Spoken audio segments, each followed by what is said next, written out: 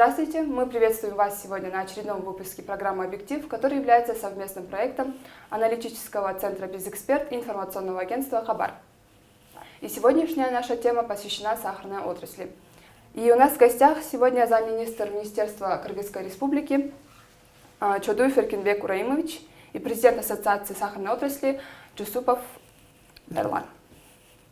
Здравствуйте! Здравствуйте! И сегодня хотелось бы начать с того, что Минсельхоз недавно распространил информацию, то, что нагревается кризис сахарной отрасли. И хотелось бы спросить у вас, действительно ли это так? Ну, насчет кризиса полной информации я не владею, что была такая информация, но сахарная отрасль, одна из отраслей, так скажем, сельского хозяйства, которое сегодня развивается в нормальном русле. За последние 5 лет, если посмотреть статистику, то вот в 2018 году мы произвели самое больше сахара сердца. Это составляет порядка 778 тысяч тонн сверхурочного сахара. И урожайность составил порядка 470 центнеров с гектара. Работало 2 завода, работали ритмично. Они переработали и произвели 122 тысячи тонн свекловичного сахара. Вот по сравнению с 2017 годом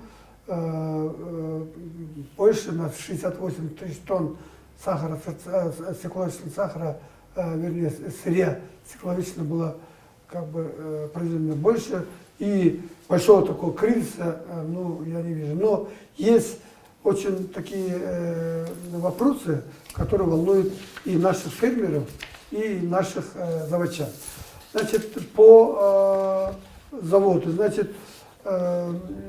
и Хаиндыкант, и Хошой сегодня они испытывают такую большую нагрузку по перевозке с железнодорожным транспортом, потому что в связи с присоединением Кыргызской Республики Евразийский экономический союз в прошлом году были уже введены новые унифицированные тарифы по перевозке всех видов груза, которые переводятся кыргызским регионом. И вот этот вопрос сегодня стоит остро.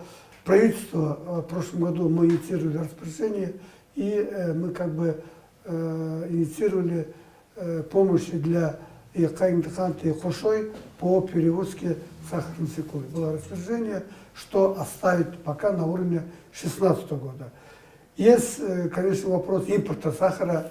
Мы сегодня, конечно, импортируем сахар. В прошлом году в Кыргызскую республику было завезено примерно 44 тысячи тонн готового сахара с разных республик бывшего Советского Союза. Это с Украины, с России, с Казахстана, с Белоруссии. Это в большом количестве и малом количестве других стран. Но у фермеров тоже такие большие проблемы, потому что у нас должны быть соблюдены агротехнические требования, должна быть обязательно северооборот, и вот земли, которые сегодня используются, она должны пересеиваться другими культурами. Есть вопрос использования земель фонда перераспределения, который есть у ведения Айлок-Мету, примерно 25% сегодня используют Айлок-Мету в различных целях и для посева различных культур. Вот такие проблемы у нас есть, но я думаю, что и Хаиндыкант, и Хошой, я сегодня с ними тоже встречался перед переходом сюда, но они говорят, что такого большого кризиса нет. Есть очень большая проблема по цене. Сегодня есть перепроизводство сахара в России, это примерно 500 тысяч тонн больше. Есть перепроизводство в Белоруссии, и вот это все влияет на сахарную отрасль, на повышение производительности работы и двух этих заводов. Спасибо. Хотелось бы также узнать ваше мнение насчет кризиса в сахарной отрасли. Ну, в целом, конечно, если посмотреть в отрезке именно отрасль, то, конечно, есть очень множество проблем у нас по производству сахара.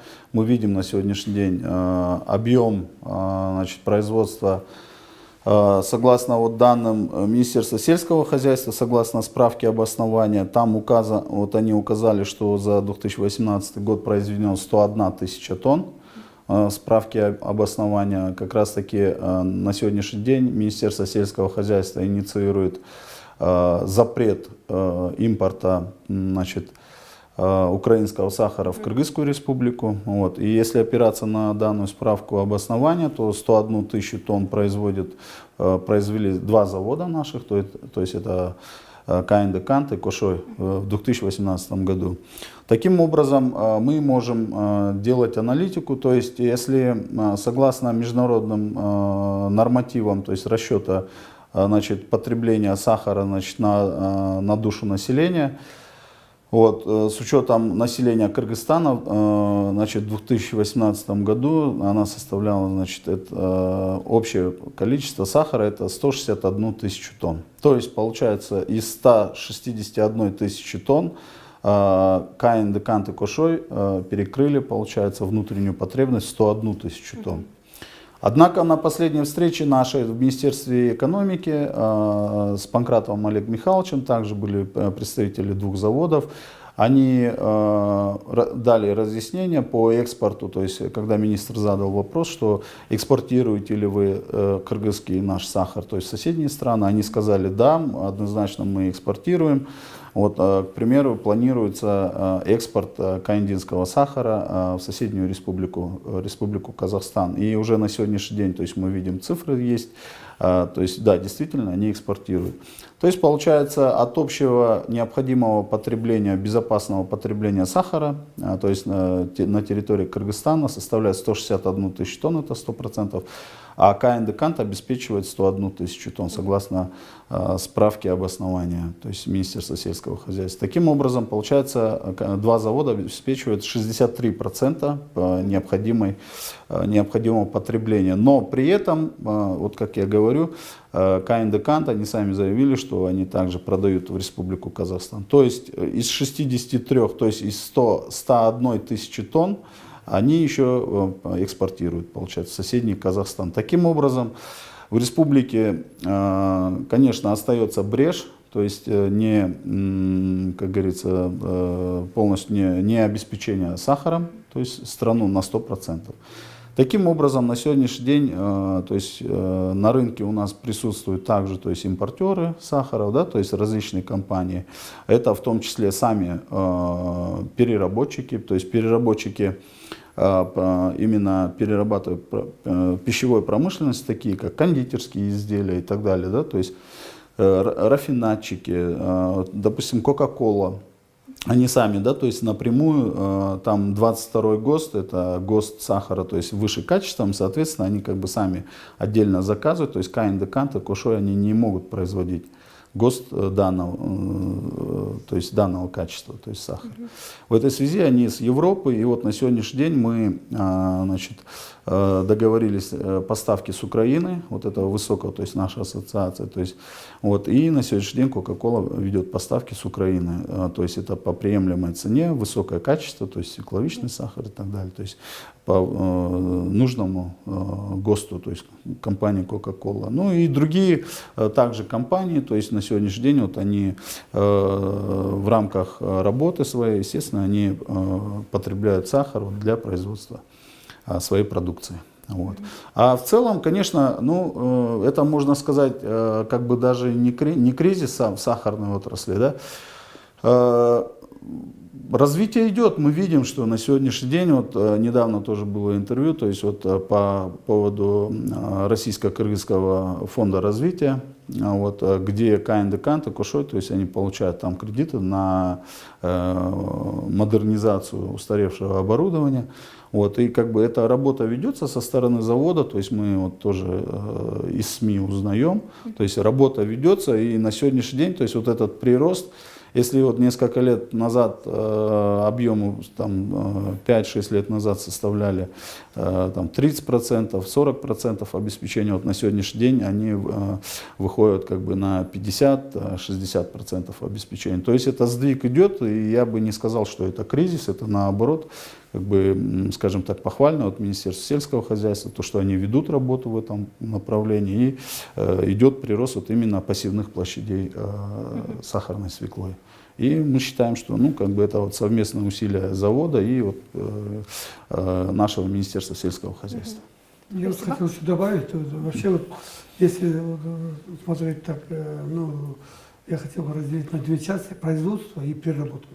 Производство сегодня у нас ну, стабильно растет, за последние 5 лет оно выросло ну, примерно на, ну, если так считать, 10 раз даже.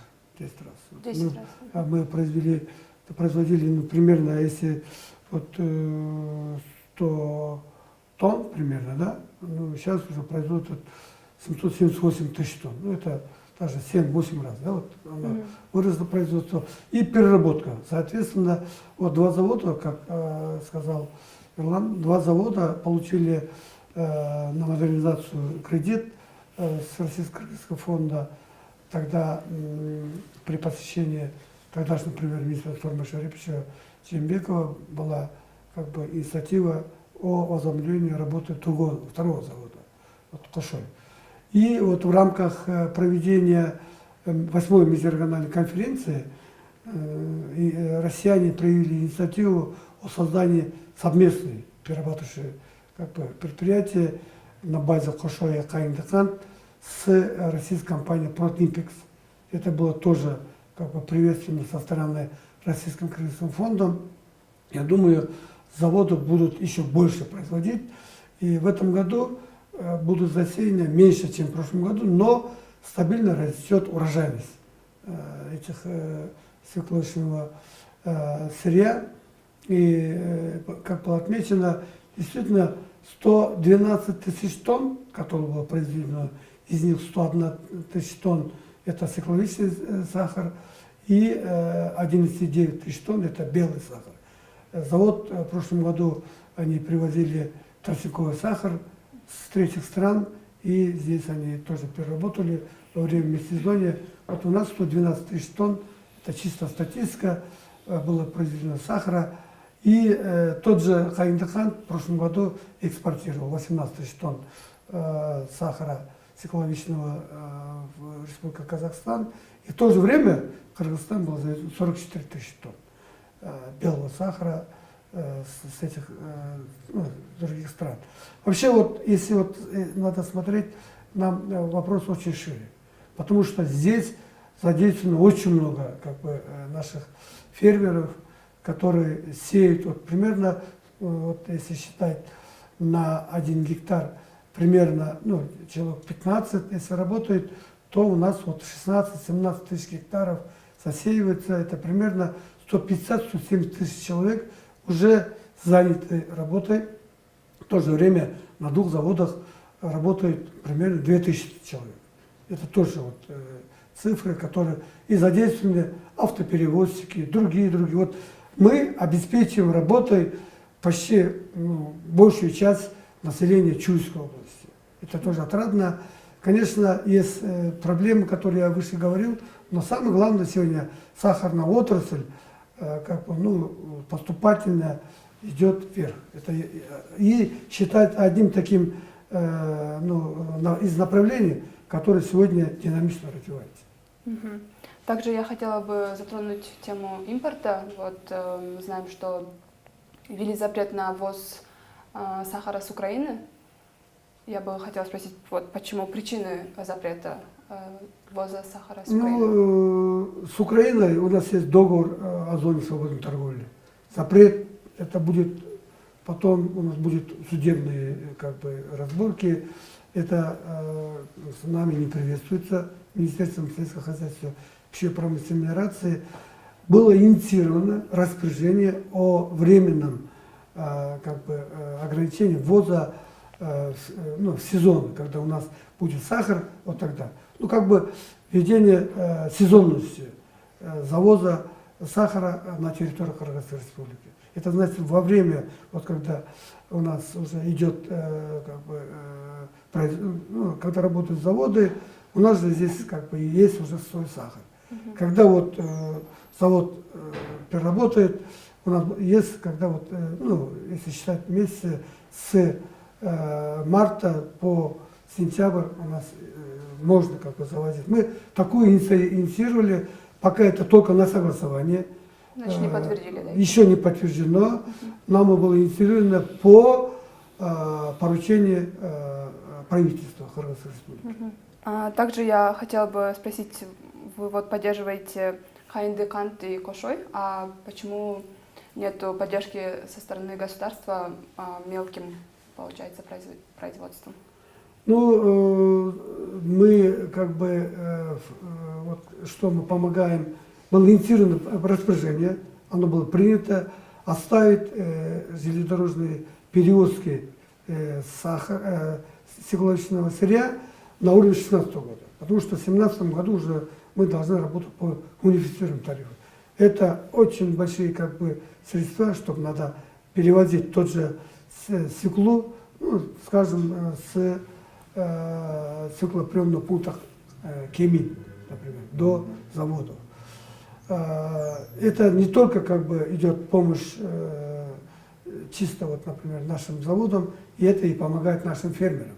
Потому что Хайндыкант рассчитывается с фермерами порядка вот 40-50% наличными, остальные они как бы выдают сырьем, то есть сахар песком. Готовая продукция. Готовая продукция, да. И это то помощь, которую сегодня оказывает правительство, это и помогает нашим фермерам. В то же время есть два очень хороших как бы сегодня льготных кредитов. Это финансирование сельского хозяйства, которое тоже помогает нашим фермерам там, под 10% льготных кредитов. И есть другая еще линейка. Это сегодня как бы выдают 4 наши банка. Это АКБ Кыргызстан, Альбанк, Пайтушин и Оптима. Вот они выдают именно свекла производителям под 10-12% для производственного цикла, для увеличения СДС, это значит цепочка добавленной стоимости, именно под сахарное свекло. Поэтому сегодня правительство как бы, не в полной мере, но поддерживает и завод, и производство, и переработку. Спасибо. Вот вы сказали, что вот на данный момент сахарная отрасль хорошо развивается, но несмотря на это, наверное, существуют все-таки проблемы у наших производителей. И хотелось бы узнать, вот какие проблемы на данный момент существуют.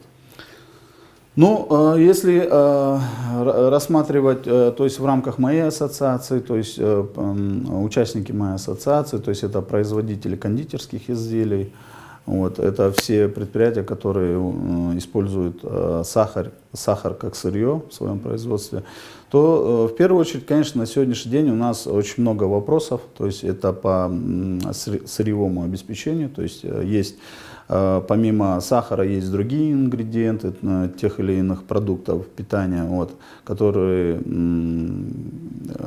производят наши участники, производители. Это и у нас и молочники, и соковики у нас, и рафинадчики, и выпечка, то есть именно мучные кондитерские изделия, да, то есть там очень много ингредиентов, соответственно, у нас по множеству ингредиентов есть вопросы, как бы, вот, но один из них вот на сегодняшний день это выступает сахар, Вот. И, как я говорил, вот, наши отдельные участники также являются поставщиками сахара, да, для своего производства и так далее.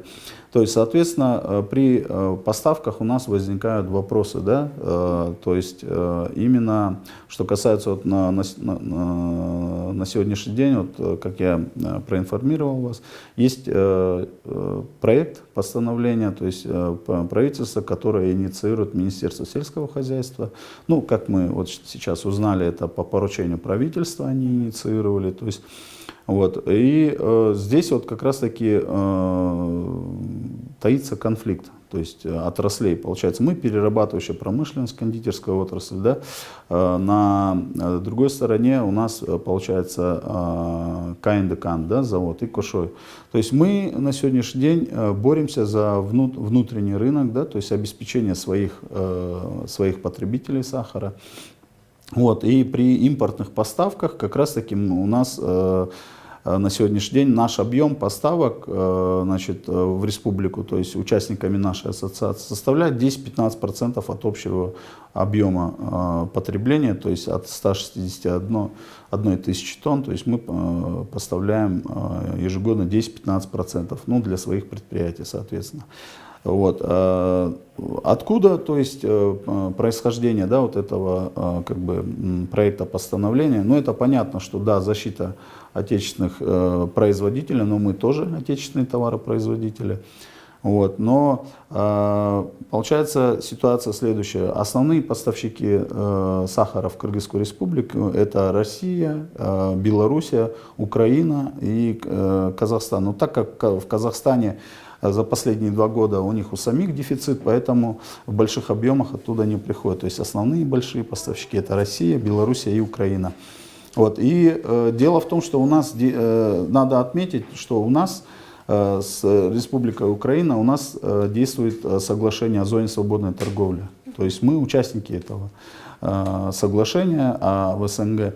Вот, и Украина в том числе. То есть вот эти товары, то есть мы запрещать на поставку мы, то есть не можем, то есть кыргызская сторона, да, то есть вот сейчас Министерство сельского хозяйства хотят ввести сезонную так называемую меру, запрет. Но на сегодняшний день вот этот запрет, он противоречит логике, получается, да, если вместе с нами. Если потребление Кыргызстана 161 тысяча тонн, заводы наши производят 101 тысячу тонн, да, то есть 40% у нас брешь. И если учитывать то, что КНДК и Кошой, они еще экспортируют в Казахстан, там более 50% внутреннего потребления стоит под угрозой потребительской безопасности. У нас есть закон о потребительской безопасности, где четко написано, то есть ответственность за обеспечение населения лежит на правительстве. То есть правительство само себе противоречит, получается. Вот. Есть такая брешь, 50%, представьте, вот, и это надо обеспечивать. Вот.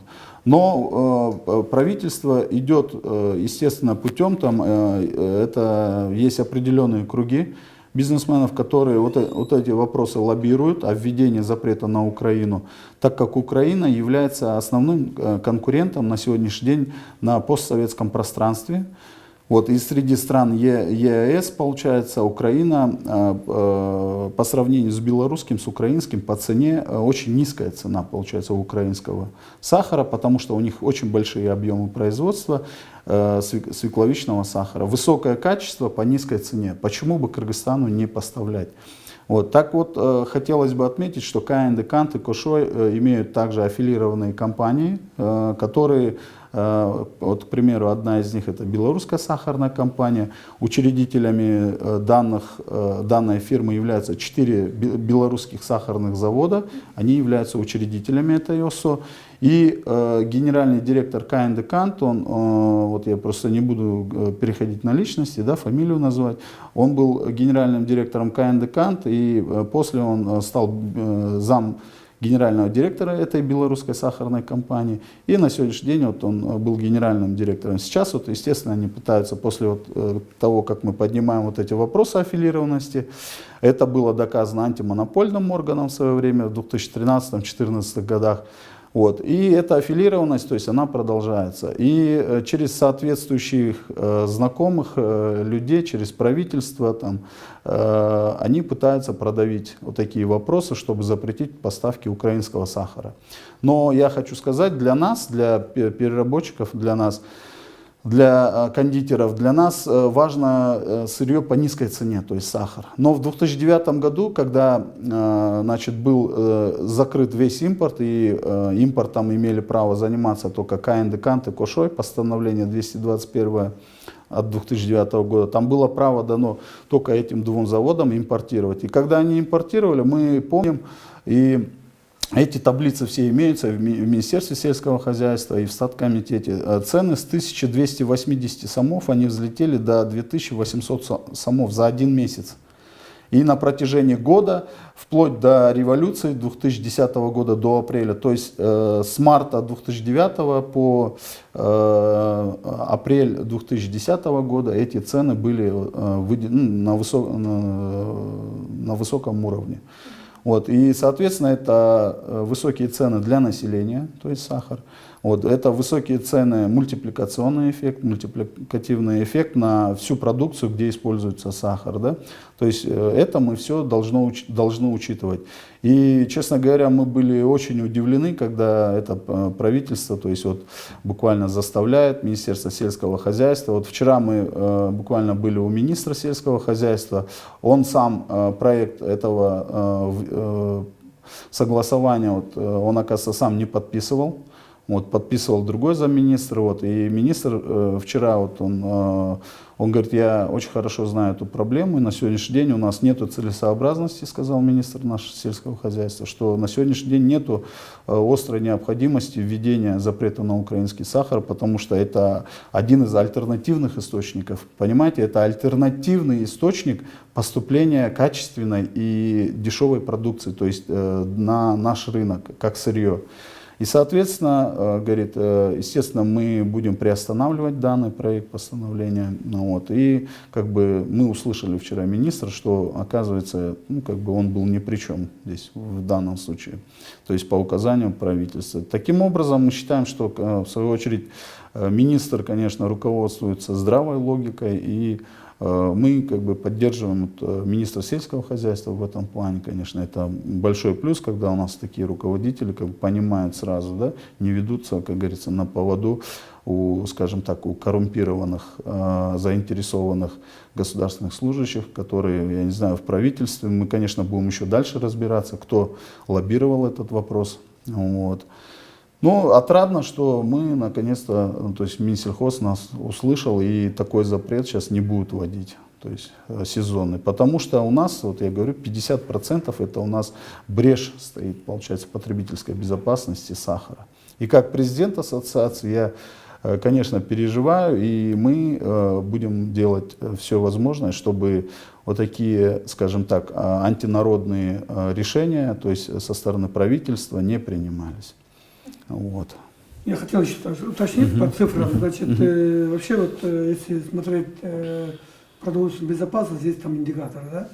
И есть цифры, которые должны, правительство, Министерство хозяйства должно обеспечить продовольственную безопасность. Если вот считать именно сахарную отрасль, то потребность, среднефизиологическая потребность на одного человека составляет 25,6 килограммов. У нас население там более 6 миллионов, всего вот по данным Национального статистического комитета потребность Кыргызской республики в сахаре составляет 162 900 тонн сахара готового. Мы производим 122,5 тысячи тонн, завозим и обеспечиваем на полную как бы рост, да, потребность. Но собственная у нас действительно сегодня составляет только 76,6% по данным Национального статистического комитета. Министерство сельского хозяйства, мы тоже как бы заинтересованы в работе всех пищевых перерабатывающих предприятий, потому что они тоже относятся в наше ведение. Но когда вот инициировали распоряжение правительства, там стоял один вопрос. В целях защиты рынка ЕАЭС, Евразийского экономического союза. Вот, потому что сегодня мы как бы в едином экономическом пространстве с Казахстаном, с Россией, Беларусью и Арменией. Сегодня доводы Евразийской экономической комиссии, что перепроизводство на сахара в России и Беларусь, как бы, ну, я так думаю, как бы дало толчок инициации со стороны правительства, да, чтобы вопрос был открытым. Это тоже рассматривается в совещании у Министерства экономики. Но как мы сегодня, министерство, которое уполномоченный орган, который видит вопросы и пищевой перерабатывающей промышленности, инициация пришла, ну, на нас. Мы это распоряжение инициировали, сегодня я сказал, что на согласовании. Но в любом случае, да, мы, как бы, как сказал президент ассоциации, мы не против, мы должны за, чтобы наши пищевые перерабатывающие предприятия работали. Там есть свои особенности в работе завода Coca-Cola и других кондитерских, как бы, заводов, которые употребляют высококачественный сахар, который поступает, ну, с Европы, с Украины, там, ну, с третьих стран. Поэтому сегодня вот то, что сегодня у нас предмет разговора о как бы, кризисе сахарной отрасли, мы это, конечно, ну, это не говорю, что есть кризис, но мы должны поступательно двигаться, должны обеспечивать работой и две заводы, чтобы наши работали. И самое главное, чтобы мы обеспечили 100% нашу обеспеченность сахаром.